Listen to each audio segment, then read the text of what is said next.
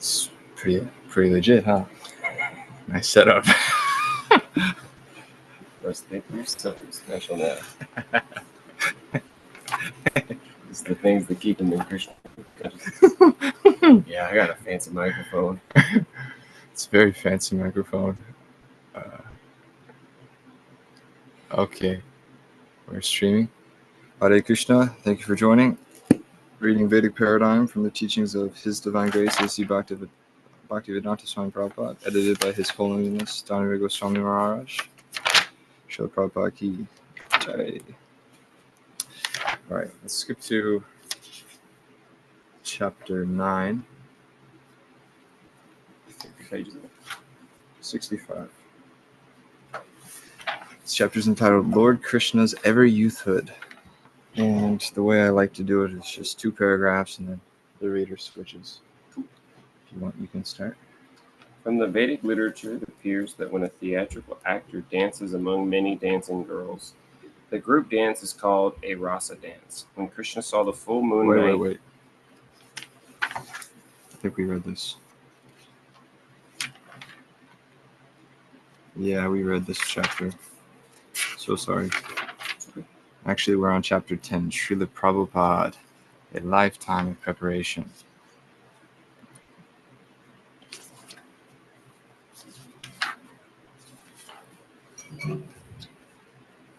The world fame of His Divine Grace, A.C. Bhaktivedanta Swami, later known as Srila Prabhupada, was to come after 1965, after he arrived in America. Before leaving India, he had written 3 books. In the next 12 years, he was to write more than 60.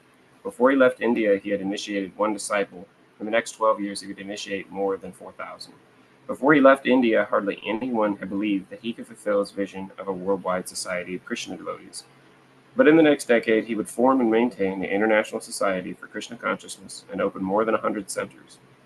Before sailing for America, he had never been outside India, but in the next 12 years, he would travel many times around the world propagating the Krishna Consciousness movement. Although his life's contribution may appear to have come in a late burst of revolutionary spiritual achievements, the first 69 years of his life were a preparation for those achievements. And although to Americans Prabhupada and his teachings were an unknown sudden appearance, he looked like the genie that popped out of Aladdin's lamp. He was the stalwart representative of a centuries-old cultural tradition. Srila Prabhupada was born a Baicharan Day on September 1st, 1896 in Calcutta, India. His father was Gaur Mohan Dey, a cloth merchant, and his mother was Rajani. His parents, in accordance with Bengali tradition, employed an astrologer to calculate the child's horoscope, and they were made jubilant by auspicious readings. The astrologer made a specific prediction. When this child reached the age of 70, he would cross the ocean, become a great exponent of religion, and open 108 temples. Abai's home at 151 Harrison Road was in the Indian section of Calcutta. Abai's father belonged to the aristocratic Sarvanavanic merchant community. He was related to the wealthy Mullik family, which for hundreds of years had traded in gold and salt with the British. Originally, the Mulliks had been members of the Dey family, a Gotra lineage that traces back to an ancient sage Gautama. But during the Mughal period of pre-British India, a Muslim ruler had conferred the title Mullik, Lord, on a wealthy, influential branch of the Deys. Then several generations later, a daughter of the Deys had married into the Mullik family, and the 2 families had remained close ever since. An entire block of properties on either side of the Harrison Road belonged to Lokanath Mullik and Gaur Mohan, and his family lived in a few rooms of a 3-story building within the Mullik properties. Across the street from the Dey's residence was a Radha Govinda temple, where for the past 150 years the Mulliks had maintained worship of the deity of Radha and Krishna. Various shops on the Mullik properties provided income for the deity and for the priests conducting the worship. Every morning before breakfast, the Mullik family members would visit the temple to see the deity of Radha Govinda. They would offer cooked rice, curries, and vegetables on a large platter, and would then distribute the prasadam to the deity's morning visitors from the neighborhood. Among the daily visitors was Abai Charan, accompanying his mother, father, or servant. Gaur Mohan was a pure Vaishnav, and he raised his son to be Krishna conscious. Since his own parents had also been Vaishnavas, Gaur Mohan had never touched meat, fish, eggs, tea, or coffee. His complexion was fair, and his disposition reserved. He was gentle and affectionate, and would never punish Abai. Even when obliged to correct him, he would first apologize. You are my son, so now I must correct you. It is my duty. Even Chaitanya Mahaprabhu's father would chastise him, so don't mind. A picture always remained in Prabhupada's memory of his father's devotional worship of Lord Krishna. He would recall how his father used to come home late at night from the cloth shop and faithfully perform his worship of Lord Krishna before the home altar. We would be sleeping, Prabhupada recalled, and father would be doing arati. We would hear the ding, ding, ding. We would hear the bell and wake up and see him bowing down before Krishna. Gaur Mohan wanted Vaishnav goals for his son. He wanted Abai to become a servant of Radha and Krishna, to become a preacher of the Bhagavatam, and to learn the devotional art of playing the mridanga drum. He regularly received sadhus in his home, and he would always ask them, "Please bless my son so that Srimati Radharani will grant him her blessings." When Abai's mother said she wanted her son to become a British lawyer when he grew up, which meant he would have to go to London to study, one of the boy's uncles thought it was a good idea. But Gaur Mohan would not hear of it. If Abai went to England, he might be influenced by European dress and manner. Quote, "He will learn drinking and woman hunting." End quote. Gaur Mohan objected. Quote, "I do not want his money." End quote. Abai's mother, Rajani, was 30 years old when he was born. Like her husband, she came from a long-established Gaudiya Vaishnava family.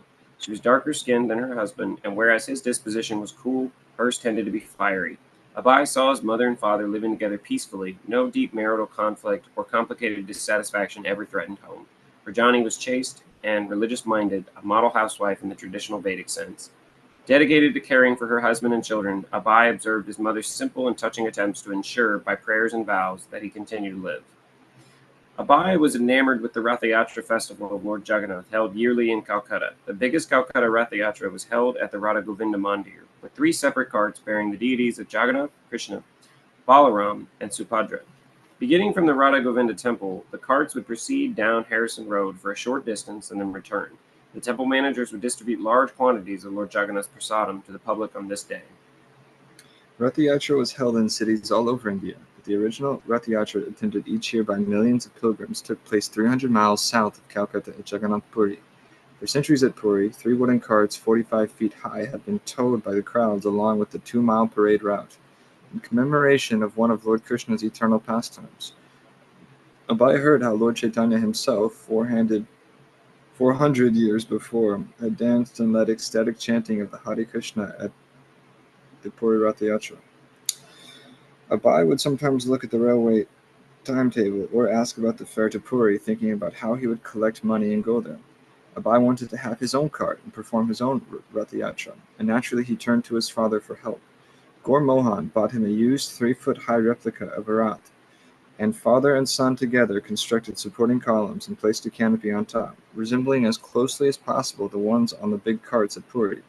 Abai engaged his playmates in helping, especially his sister, Bhavatarini, and he became their natural leader. Responding to his entreaties, amused mothers in the neighborhood agreed to cook special preparations so that he could distribute prasadam at this Rath Yatra festival. Like the festival of Puri, Abai's Rath Yatra ran for 8 consecutive days. His family members gathered, and the neighborhood children pulled the cart in procession, chanting and playing drums and kartals. When Abai was about 6 years old, he asked his father for a deity of his own to worship. Since infancy, he had watched his father doing puja at home and had been regularly seeing the worship of Radha Govinda and thinking, when will I be able to worship Krishna like this? Gaur Mohan purchased a pair of little Radha Krishna deities and gave them to his son. From then on, whatever young Abai ate, he would first offer to Radha and Krishna, and imitating his father and the priest of Radha Govinda, he would offer his deities a ghee lamp and put them to rest at night. During Abai's college years, his father arranged for his marriage, selecting Radharani Dutt, the daughter of a merchant family with whom he was associated. For several years, Abai lived with his family and she with hers, so his marital responsibilities of supporting a family were not immediate. First, he had to finish college. But during his 4th year of college, Abai began to feel reluctant about accepting his degree. He had become a sympathizer to the nationalist cause, which advocated national schools and self-government. In the class 1 year ahead of Abai was a very spirited nationalist, Subhas Chandra Bose, who was later to become the leader of the Indian National Army, formed to overthrow the British rule of India. When Subhas Chandra Bose urged the students to support the Indian independence movement, Abai listened. He liked Bose's faith in spirituality, his enthusiasm, and determination. Abai wasn't interested in political activity, but the ideal of the independence movement appealed to him. The call to Swaraj, independence, although covert, attracted virtually all the students, and Abai among them. Abai was especially interested in Mohandas K. Gandhi. Gandhi always carried the Bhagavad Gita and spoke of being guided by the Gita above all other books. He was pure in his personal habits, abstaining from intoxication, meat eating, and illicit sex. He lived simply, like a sadhu, yet he seemed to have more integrity than the begging sadhus Abai had seen so many times. Abai read Gandhi's speeches and followed his activities. Maybe Gandhi, he thought, could carry spirituality into the field of action. Gandhi called on Indian students to forsake their studies. The foreign-run schools, he said, instilled a slave mentality. They made one no more than a puppet in the hands of the British. Still, a college degree was the basis of a life's career. Abai weighed the choices carefully. In 1920, after completing his 4th year of college and passing his examination, refused to accept his diploma. In this way, he registered his protest and signaled his response to Gandhi's call. Although Abai's father was disturbed, he didn't resent his son's action. He was more concerned for Abai's future than for the destiny of India's politics. He therefore arranged for good employment for Abai through a prominent field friend of the family, a Dr. Kartik Chandra Bose. Dr. Bose, a distinguished surgeon and chemical industrialist, had his own establishment, Bose's Laboratory, in Calcutta, and he gladly accepted Abai as a department manager in his firm. So one or two? Was one. Calcutta, 1922. At first, Abai didn't want to meet Bhaktisiddhanta Saraswati Thakur, having been unimpressed by the so-called sadhus who used to visit his father's house. But a friend of Abai's had insisted, escorting him to the quarters of the Gaudiya Math, where they were brought onto the roof and into the presence of Bhaktisiddhanta Saraswati. No sooner did Abai and his friend respectfully bow before the saintly person and prepare to sit, than he said to them, quote, "You are educated young men. Why don't you preach Lord Chaitanya's message throughout the whole world?" End quote. Abai was very surprised that the sadhu had immediately asked them to become preachers on his behalf. Impressed by Bhaktisiddhanta Saraswati, he wanted to test him with intelligent inquiries. Abai was dressed in white khadi cloth, which at that time in India proclaimed one to be a supporter of Gandhi's cause for national emancipation. In the spirit of an Indian nationalism, therefore, Abai inquired, "Who will hear your Chaitanya's message? We are a dependent country. First, India must become independent. How can we spread India's culture if we are under British rule?" Srila Bhaktisiddhanta replied that Krishna consciousness didn't have to wait for a change in Indian politics, nor was it dependent on who ruled. Krishna consciousness was so important that it could not wait. Abai was struck by his boldness. The whole of India was in turmoil and seemed to support what Abai had said. Many famous leaders of Bengal, many saints, even Gandhi himself, men who were educated and spiritually minded, all might well have asked the same question, challenging the sadhu's relevance. But Srila Bhaktisiddhanta contended all governments were temporary. The internal reality was Krishna consciousness, and the real self was the spirit soul. No man-made political system could help humanity. This was the verdict of the Vedic scriptures and the line of spiritual masters. Real public welfare work, he said, should go beyond concerns of the temporary and prepare a person for his next life and his eternal relationship with the Supreme. Abai felt defeated in argument, but he liked it. When the discussion was completed after 2 hours, he and his friend walked down the stairs and onto the street. Srila Bhaktisiddhanta's explanation of the independence movement as a temporary, incomplete cause made a deep impression on Abai. He felt himself less a nationalist and more a follower of Bhaktisiddhanta Saraswati. He also thought it would have been better if he weren't married. This great personality was asking him to preach. He could have immediately joined, but to leave his family, he felt, would be an injustice. "He's wonderful," Abai told his friend. "The message of Lord Chaitanya is in the hands of a very expert person." After his first meeting with Bhaktisiddhanta Saraswati, Abai began to associate more with the Gaudiya Math devotees. They gave him books and told him the history of their spiritual master. Srila Bhaktisiddhanta Saraswati was the son of Bhaktivinoda Thakur, another great Vaishnava teacher, in the disciplic line from Lord Chaitanya. Before the time of Bhaktivinoda, the teachings of Lord Chaitanya had been obscured by teachers and sects falsely claiming to be followers of Lord Chaitanya, but deviating in various drastic ways from his pure teachings. The good reputation of Vaishnavism had been compromised. Bhaktivinoda Thakur, however, through his prolific writings and through his social position as a high government officer, had re-established the respectability of Vaishnavism. He preached that the teachings of Lord Chaitanya were the highest form of theism, and were intended not for a particular sect or religion or nation, but for all people of the world. He prophesied that Lord Chaitanya's teachings would go worldwide, and he yearned for it. For business purposes, Abai and his wife and family moved to Allahabad, and it was there in 1932 that he received initiation and became a disciple of Bhaktisiddhanta Saraswati. Abai's family responsibilities and his preaching, however, seemed to conflict. His wife was religious at home, but didn't like the idea of working to spread Krishna consciousness. Even when Abai attempted to hold gatherings in their home and speak from Bhagavad Gita, she preferred to stay upstairs drinking tea. Still, despite her obstinacy, Abai remained patient and tried to include her. As a pharmaceutical salesman, Abai did a lot of traveling by rail, especially in northern India. He thought that if he could become wealthy, he could then use his money for propagating the mission of Bhaktisiddhanta Saraswati, and this thought encouraged him in his business. Abai was unable to travel with his spiritual master or to see him often, but whenever possible, he tried to time a business trip to Calcutta when his spiritual master was also there.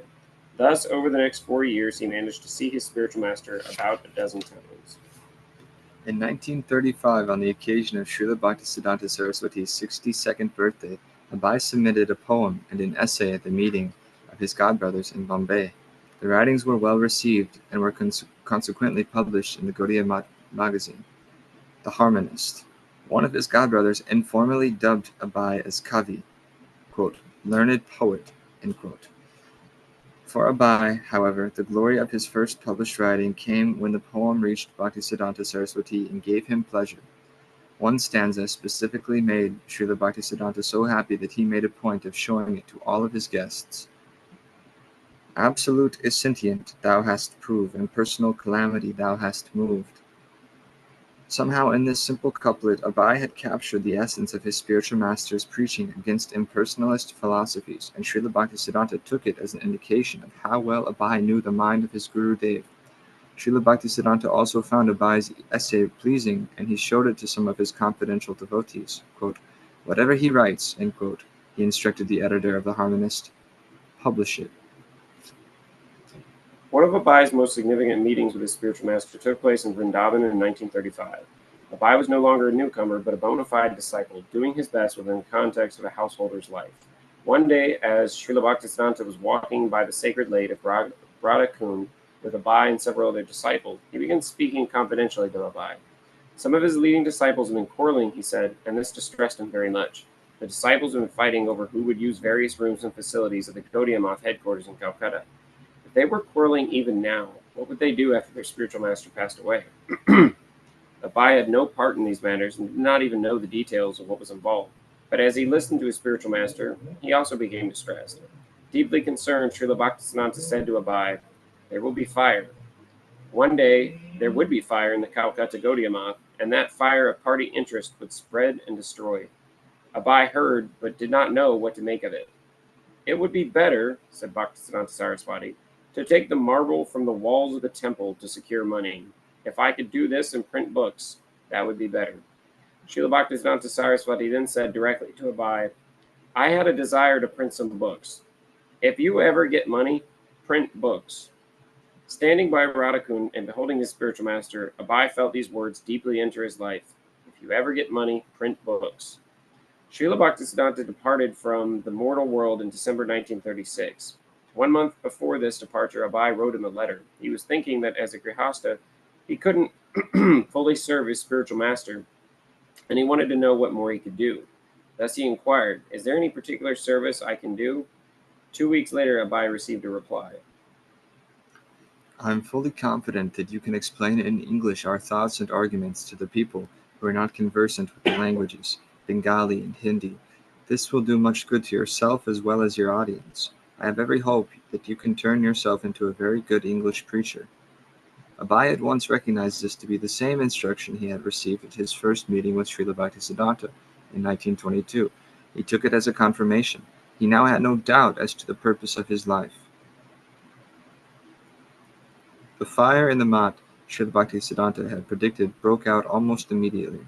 Some senior disciples quarreled about succession of leadership in the Mats, and matters soon degraded into legal disputes over temple proprietorship. As a Grihasta businessman, Abai had taken little part in the Gaudiya Math activities, and now that was in his favor. He was at a distance from the fray, but lamented that his spiritual master's order for his disciples to work cooperatively was being disregarded, and his united institution of temples and printing presses was collapsing. Another much greater dispute soon erupted, World War II. By their tactic known as the denial policy, the British sank many Indian boats carrying food and destroyed much of East India's rice crop, fearing that the food would fall into the hands of the enemy. This left Indians starving and without the boats they needed for trade. The famine that ensued was the worst to hit Bengal in 150 years. Abai managed to purchase just enough for his own family to survive, but month after month he saw the footpaths and open spaces congested with beggars, cooking their food on improvised stoves and sleeping in the open or beneath trees. He saw starving children rummaging in the dustbins for a morsel of food. From there, it was but a step to fighting with the dogs for a share of the garbage, and this also became a familiar sight in the Calcutta streets. Now more than ever, this spiritual vision seemed relevant, and Abai grew anxious for a way to apply what he knew to be the remedy for all ills. Convinced that he had an urgent message for the war-weary citizens of the world, he considered starting a publication that would present the world's crises through the eyes of the scriptures in the same bold style as had his spiritual master. There was no shortage of ideas, and he had been saving money from his business for this very purpose. From the front room of his apartment in Calcutta, Abai conceived, wrote, edited, and typed the manuscript for a magazine. He gave it the name Back to Godhead, edited and founded under the direct order of His Divine Grace Sri Srimad Bhaktisiddhanta Saraswati Goswami Prabhupada by Mr. Abhay Charan Dey. Repeatedly, however, he had to plead with government officials for permission to use paper to print his journal. Abai was not hopeful about promises for peace, nor did he consider Indian independence the solution. Unless the leaders were God-conscious, what change would there be? In Back to Godhead, in his article, Gandhi Jina Talks, he wrote, "Fighting will go on between Hindu and Mohammedan, between Christians and Christians, between Buddhist and Buddhist, till the day of annihilation." His point, as long as people are possessed of selfish interests and desires for sense gratification, they will continue fighting. Real unity was possible only on the platform of spiritual understanding and service to the Supreme. That Abai would think of engaging Mohandas Gandhi in devotional service was inevitable. Because of his lifetime of courageous ascetic and moral activities on behalf of his countrymen, Gandhi had great power to influence the Indian masses. Besides, Abai had a special feeling for him. Having been a follower of his as a young man, on December 7, 1947, Abai wrote a long letter to Gandhi in New Delhi. He was aware that Gandhi was at odds with many of his former followers who had taken leadership of the nation and were neglecting his doctrines of Hindu-Muslim unity and agrarianism. Hindus and Muslims alike were critical of him. At 78 years, he was physically weak and melancholy. Abai knew that his letter would probably never reach Gandhi, but he sent it nonetheless, addressing himself as Gandhi's unknown friend. He wrote, "I tell you as a sincere friend that you must immediately retire from active politics if you do not desire to die an inglorious death." Although warmly acknowledging Gandhi's honor and prestige, he said that it would all amount to illusion unless Gandhi retired from politics and engaged in understanding and preaching Bhagavad Gita. Especially now that Gandhi was at the end of his life, Abai warned he should quit the political field and approach the absolute truth. At least for a month, Abai requested Gandhi should retire and engage with him in discussing Bhagavad Gita. Abai never received a reply to his letter, and 1 month later, on January 30th, Gandhi met his death. Abai's letter of the previous month suddenly read like a prophecy. While continuing to maintain his wife and children in an apartment in Calcutta, Abai mostly lived away from them. He moved back to Allahabad, but he was putting less and less energy into selling pharmaceutical products. He was more interested in preaching. When a hospital customer in the city of Jhansi invited Abai to lecture at the Gita Mandir, he gladly accepted. His lecture was well received by the Jhansi audience, which was made up largely of young medical students and professionals. Their appreciation, however, was mostly social and cultural. They were accustomed to hearing from many speakers whom they invited to their lecture programs, and they never intended that Abai try to establish a permanent center in Jhansi. But Abai was visionary and ambitious. Leaving his Allahabad affairs in the hands of his son, he tried to create a spiritual movement in Jhansi. Still you. Yes. Abai was 56, and he thought that he must now begin very seriously manifesting the orders of his spiritual master. As he told one of the men in Jhansi, "The whole world is waiting, Mr. Mitra, for spiritual revolution."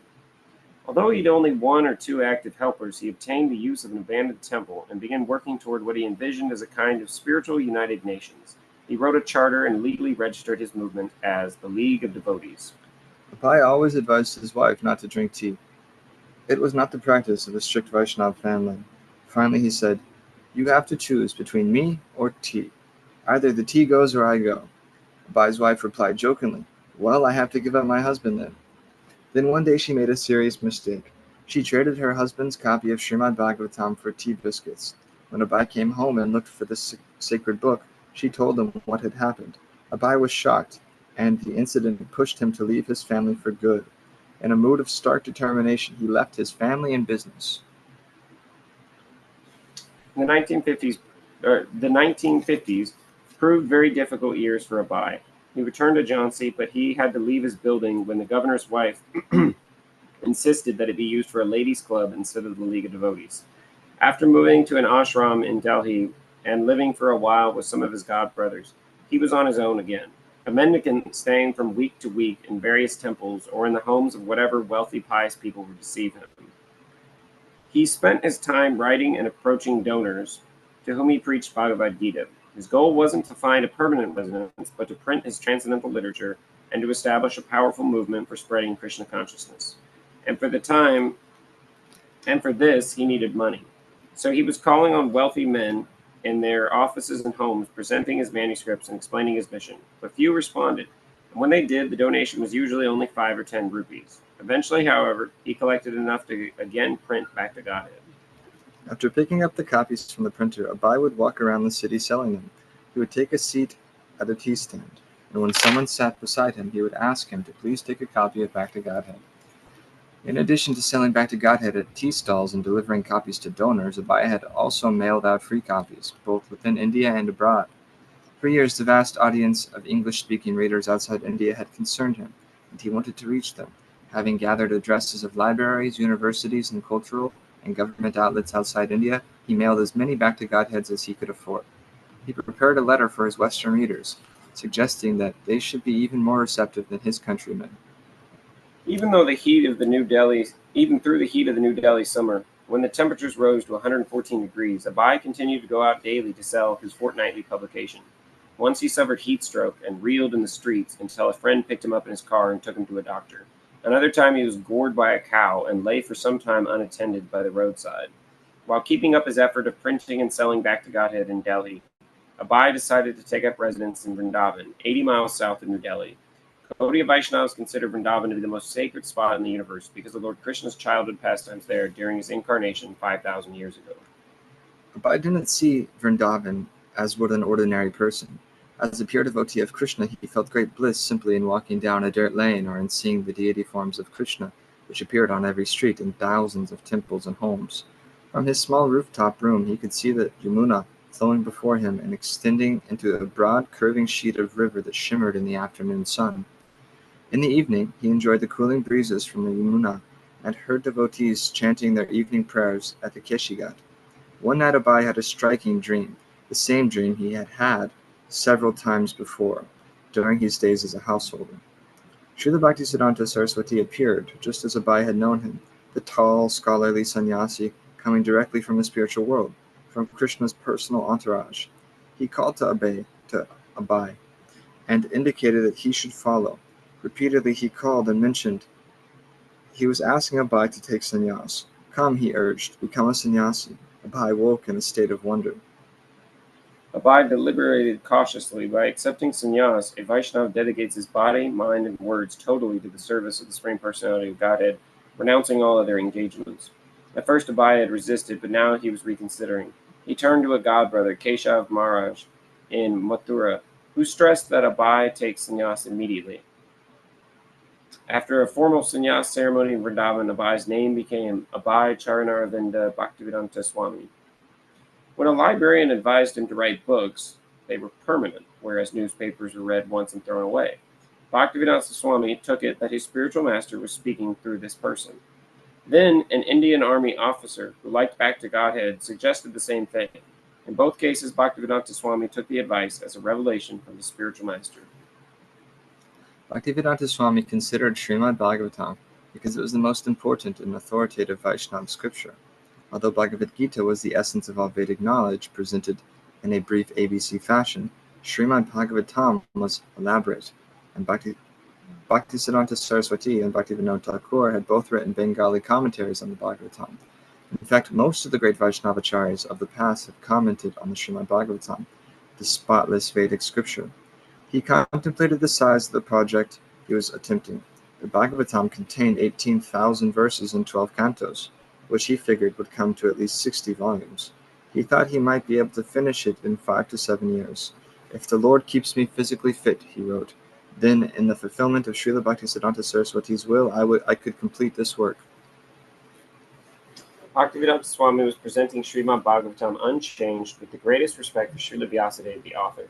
And that was Bhaktivedanta Swami's cardinal virtue. Certainly, he was adding his own realizations, but not in the spirit of trying to surpass the previous spiritual masters.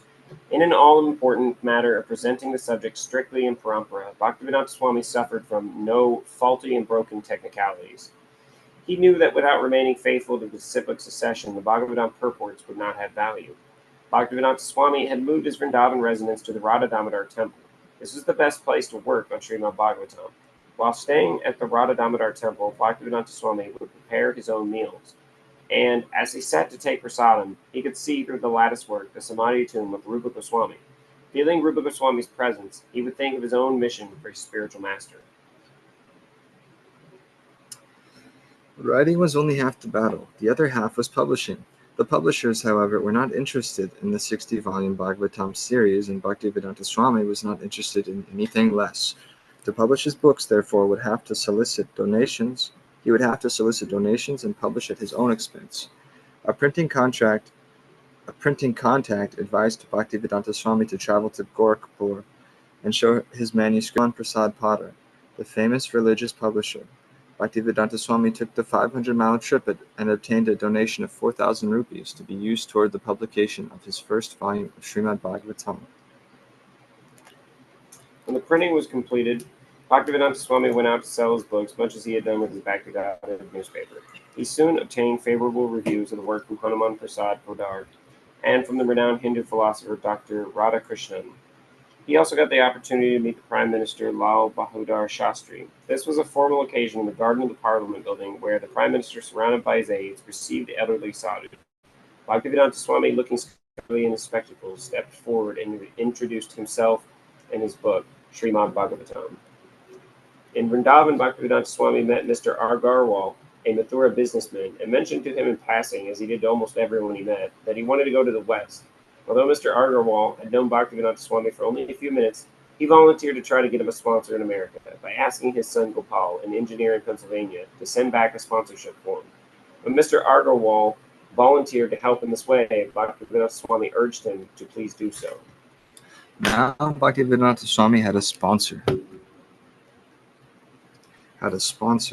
But he still needed a passport, visa, P-form, and travel fare. The passport was simple. Now, with passport and sponsorship papers, Bhaktivedanta Swami went to Bombay not to sell books or raise funds for printing, but to seek assistance in getting to America. He approached Sumati Morarji, the head of the Scindia steamship line, who had helped him with a large donation for printing Volume 2 of Srimad Bhagavatam. He showed his sponsorship papers to her secretary, Mr. Chokshi, who was impressed and went to Mrs. Morarji on his behalf. Quote, "The Swami from Vrindavan is back," he told her. "He has published his books on your donation. He has a sponsor and he wants to go to America. He wants you to send him on a Scindia ship." Mrs. Morarji said no. The Swamiji was too old to go to the United States and expect to accomplish anything. Mr. Chokshi conveyed to him Mrs. Morarji's words, but Bhaktivedanta Swami listened disapprovingly. Exasperated with Mr. Chokshi's ineffectiveness, Bhaktivedanta Swami demanded a personal interview. It was granted, and a gray-haired but determined Bhaktivedanta Swami presented his emphatic request, "Please give me one ticket." Sumati Morarji was concerned. "Swamiji, you are so old. You're taking this responsibility. Do you think it is all right?" No, he reassured her, lifting his hand as if to reassure a doubting daughter. It is all right. But do you know what my secretaries think? They say Swamiji is going to die there. Bhaktivedanta Swami made a face as if to dismiss a foolish murmur. Again he insisted that she give him a ticket. All right, she said, get your P form, and I will make an arrangement to send you by our ship. Bhaktivedanta Swami smiled brilliantly and happily left her offices, past her amazed and skeptical clerks. Mr. Morarji scheduled a place for him on one of her ships. Or Mrs. Morarji scheduled a place for him on one of her ships, the Jaladuta, which was sailing from Calcutta on August 13th. She had made certain that he would travel on a ship whose captain understood the needs of a vegetarian and a Brahmin, and she told the Jaladuta's captain, Arun Pandya, to carry extra vegetables and fruits for the Swami. Mr. Chokshi spent the last 2 days with Bhaktivedanta Swami in Bombay, picking up the pamphlets at the press, purchasing clothes, and driving them to the station to catch the train for Calcutta. He took a taxi down to the Calcutta port, carrying with him his luggage, an umbrella, and a Bengali copy of Chaitanya Charitamrita, which he intended to read during the crossing. The black cargo ship, small and weathered, was moored at dockside, a gangway leading from the dock to the ship's deck. Indian merchant sailors curiously eyed the elderly saffron-dressed sadhu as he spoke last words to his companion in the taxi, then walked determinedly towards the boat. Chai. Haribol. Thanks for reading, Prabhu.